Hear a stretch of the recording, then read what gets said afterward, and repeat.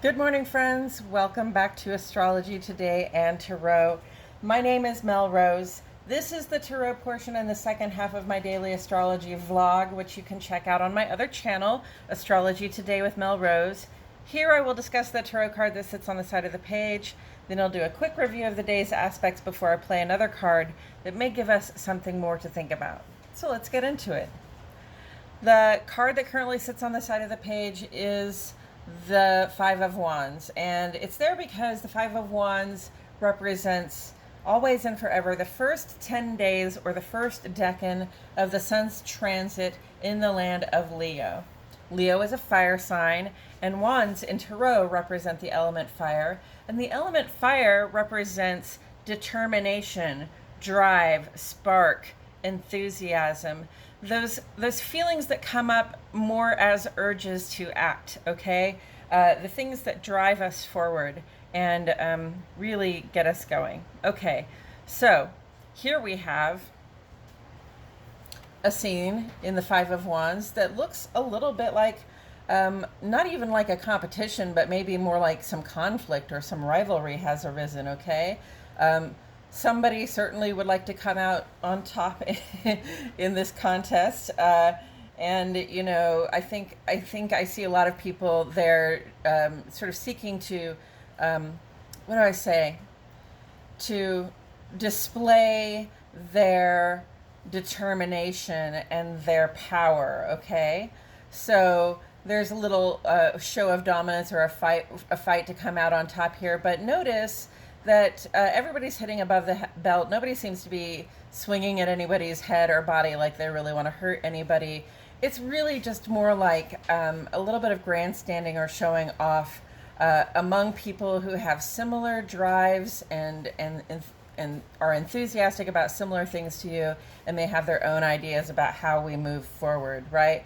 But remember, fire is about forward motion. It's really active. It really wants to get going. So five almost looks like a thing that would hang us up and keep us from moving forward, is what I see here. Like, we can get distracted by arguments, you know, among our peers or among our competitors, and we can get distracted by sort of shenanigans that come up in this, out of this sense of competition.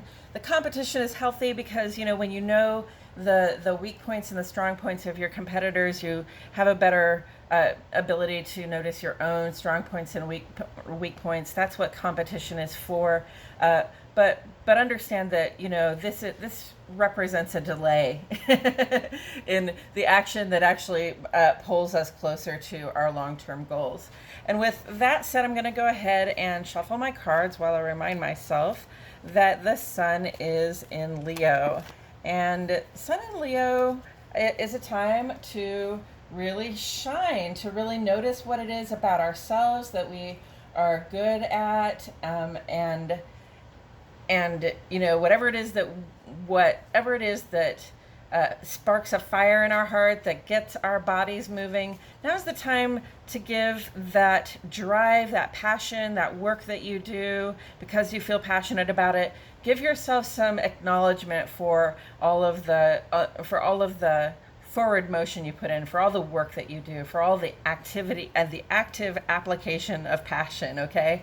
And Mercury is here in Leo too, and this sort of lends, you know, rational thinking, planning, our ability to have conversations and communication, but lending it in terms of leadership. Okay, we're sort of leveling up a little bit. We're establishing, you know, sort of our own dominance in our field, right? And then Ceres is also in Leo. You know, Ceres relates to the part of us that gives nurture and protection, especially when Ceres in Leo, to our own body. Okay, so Leo cares about being recognized, and we know that our body is the visible part of us, so we want to feel comfortable in our own skin when we go out to shine for the rest of the people. Excuse me, I dropped some cards there. And so it's a good time to give your body some extra attention and affection. You know, just pay close attention to your physical well-being. You know, think of it as sort of a ground-up approach. When we take care of the body, the heart and mind can follow. The moon is in Cancer all day today, and we have this. So we have this added Cancer emphasis of care and nurture, in addition to the Ceres, and Leo really cares a lot too. So there's a lot of care. There's a lot of nurture on the page today, and this is while the moon is in the final days of the waning crescent, and we're seeking to release perhaps some emotional patterns or expectations that no longer work for us. Fixed fire and cardinal water, self-care and beautification. It's very much on the table today. So, take good care of yourself. Get a massage. Indulge in a day at the pool. Don't forget to, have a nourishing meal. And drink water. On the moon side of the page today, the moon reaches its apogee early this morning. This creates a little bit of a buffer or some distance between, our sort of our inner self and our emotional life, so we can be a little more cognizant of our emotions or feel them at least a little less strongly. And then moon goes square to Jupiter this morning. Also, this is a great time, a great day to enjoy the company of friends and loved ones. We feel good about it. We feel, our own growth and expansion we want to share with other people. That square just says, avoid overindulging out of a desire to celebrate. Moon goes conjunct to Venus, and this is a really positive, intense vibe, okay, where we feel peaceful and we feel very receptive and loving, and I would say we can relax very well with people we like and trust. So those two together pretty much say the same thing. And then maybe some emotional distance, some distance in the emotional life is helping us, sort of hang out and be cool and just enjoy the company of people that we care about without feeling the need to overindulge. And then this evening at 6:57, moon goes sextile to Mars, and this is just a winning vibe, friends. We're both competitive, we're cooperative, we make great team players when the moon is sextile to Mars. And it's really easy to find success when we allow ourselves to be assertive for the sake of everyone's benefit. There's one aspect over here on the sun side today. Mercury goes square to Mars, and Mercury and Mars are both very speedy, quick. They're always in forward motion, right? So they tend to speed one another up. And there's with the square there's a potential that we can be sort of thinking about our next action and taking our next action, sort of rationalizing it out before we have all of the information, before we have given the information time to unfold or be delivered to other people. We like to communicate with the people that we work with or that we keep close to ourselves in our lives. So don't get ahead of yourself, okay? If anything, this is an indicator that if you find yourself feeling like you're in a hurry, it's a good time to slow down and follow through. Okay, and then in the ongoing column, we have a bunch of stuff. Mercury is trying to Jupiter.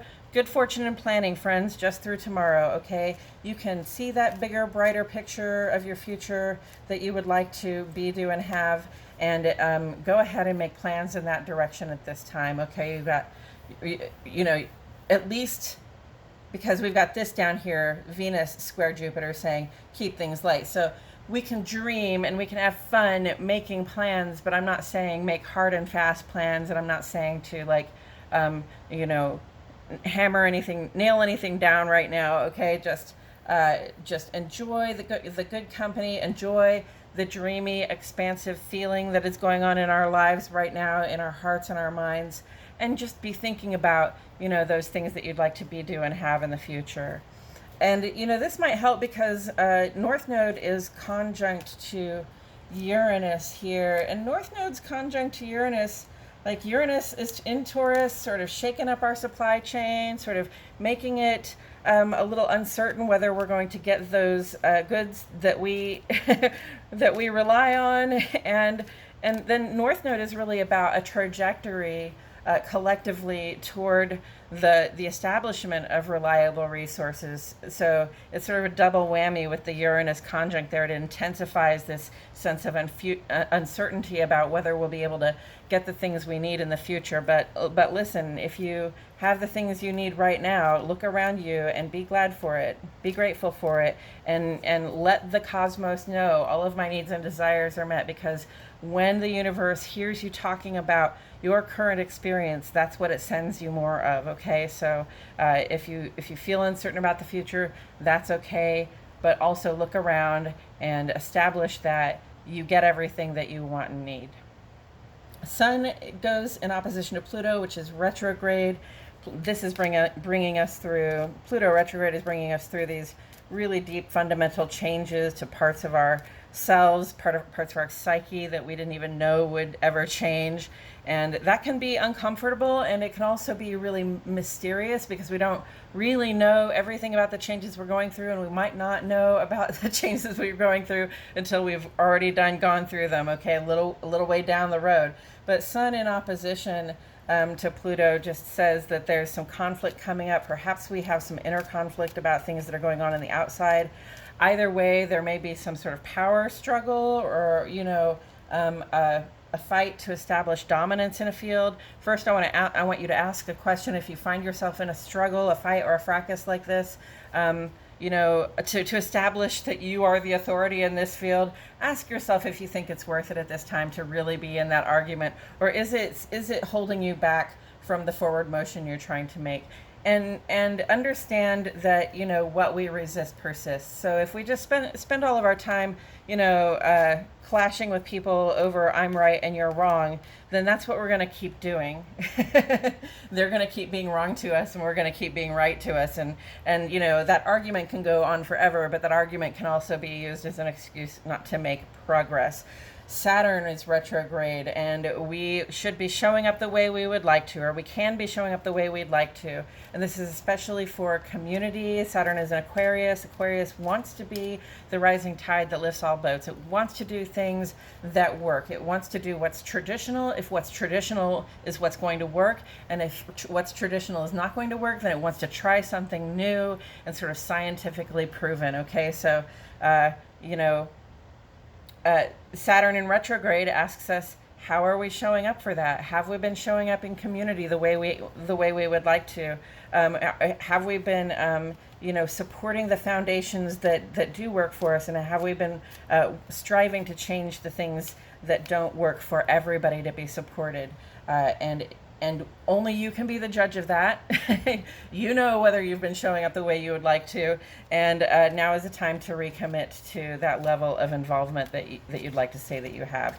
Sun is trying to Neptune through the 26th. Neptune is retrograde basically through Christmas, and this is a time when we can't be deceived. That's what Neptune in retrograde says. It says, no illusions, no dreams or fantasies. You can see them, but you're going to see them for what they are, and you can tell the difference between the fantasy and the reality. And that's really great, because then the Sun comes trying to Neptune and says, I want to see our compassionate, open hearts out here in the world, trying to help out. So our compassion is seeking an outer life outlet. It's a good time to take advantage of a volunteer opportunity, or just get out there and leave some food in the pantry, help people out in any way you know how. And then Chiron retrograde is just a time when we are seeking to heal. Chiron is in Aries, so we're seeking to heal any wounds we have around our self-expression, our ability to be ourselves out in the world. Feeling comfortable in our skin is coming up again. Where was that? It was somewhere in here. So feeling comfortable in our skin is important. And, we might have some old social wounds that we still have to work on for ourselves. We're looking to see what we can do in terms of lowering some of our defenses, right? Okay, so with all of that said, I'm going to go ahead and turn this card. Oh, we got 2 5s, friends. Woo! Ooh. Oh.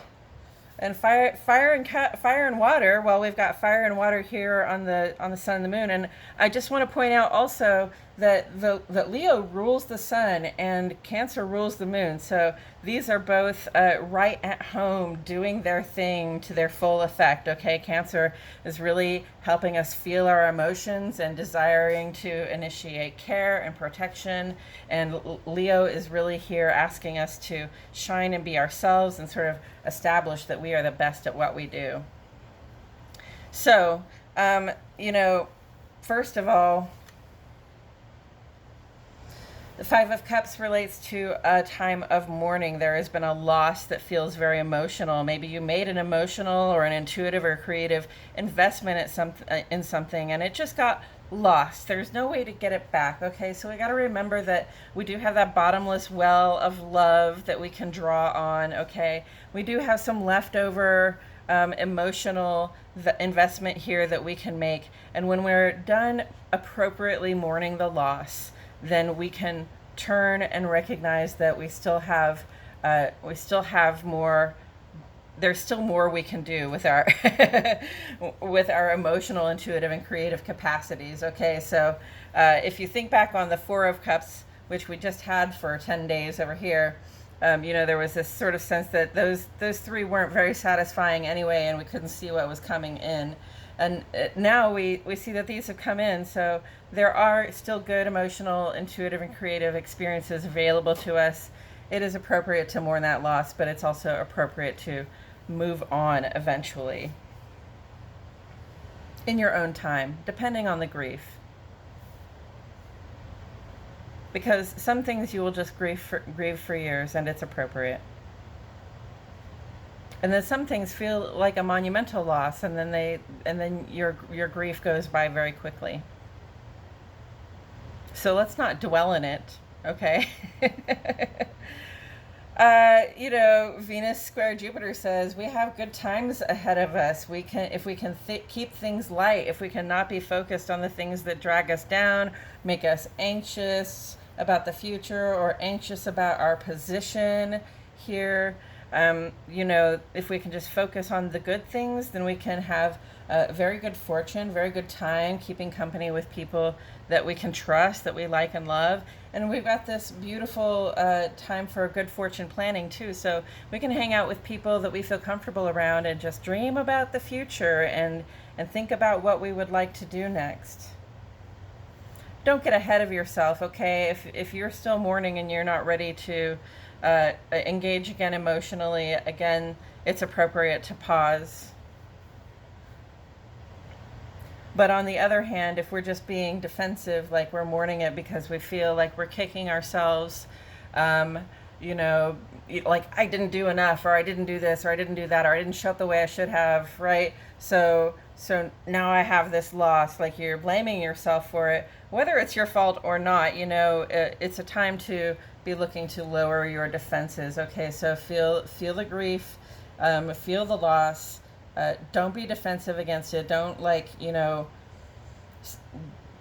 don't make up stories about yourself that are overblown or untrue. Okay, and lower your defenses so that you can go ahead and just feel the loss. And when you do that, you can go ahead and move on pretty quickly. And the moon is at its apogee today, so we may feel somewhat aloof from these feelings of loss, and that can be confusing as well. If you think that something should hurt a lot more than it does, it doesn't mean that the pain won't come, and it doesn't mean that you haven't experienced a loss. It just means that in the moment, it's hard to feel very much for it, and that will come at another time. Taken together with the Five of Wands, 2 5s, friends, equals a 10, so we could have an ultimate expression of, fire and water, steam. Maybe go find a hot tub. Maybe that would be a good outcome for us at this time. I think that sometimes when we fail to engage in fights and fracases that will slow us down, then we perhaps also avoid some loss, right? Like, for one thing, if we're stopping on our forward motion to follow our passion, to fight with people, to engage in competition or conflict or rivalry with people, then that is slowing us on our path, right? You see, this person's got a path to walk. So, don't lose time, and definitely don't spend emotions on people who just want to argue with you and slow you down. Please don't.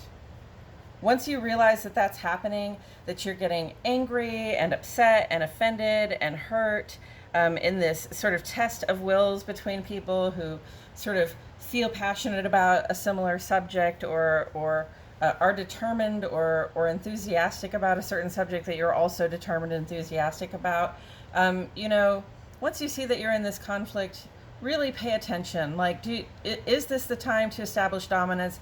Do we establish our authority in a subject or in a field by fighting it out with other people, or do we establish our dominance and superiority or authority in a field by going ahead and finishing the work? Right. So, avoid the loss of time and avoid the expenditure of emotions in terms of sort of anger and offendedness and hurt feelings, so that and get on with it. Okay. Take what you can salvage of your of your self-esteem. Take what you can salvage of your good feelings for the people who have been fighting with you, and just really leave that fight behind.